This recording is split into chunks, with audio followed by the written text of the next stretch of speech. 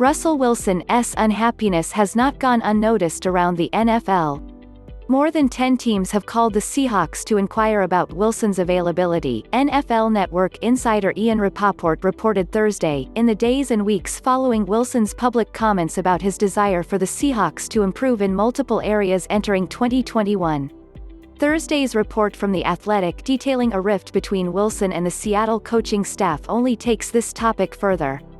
It seems Wilson's displeasure with the Seahawks begins with their resistance to making things conducive for his success as a passer.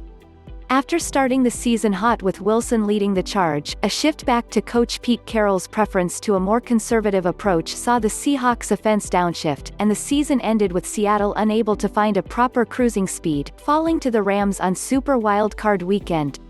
Wilson spent a good chunk of his Walter Payton Man of the Year media tour speaking of his frustrations with his current situation in Seattle, where he believes he's hit too often and should be protected better, but also wants Carroll's staff to put the ball in his hands and trust him to deliver. More dropbacks are going to result in more pressures, hurries and hits, making for a delicate balancing act and a situation in which it might be difficult to please Wilson.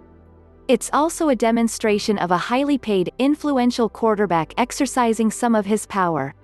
The Seahawks aren't in a position to rebuild at all, with Carroll at 70 years old and Wilson having turned 32 in November.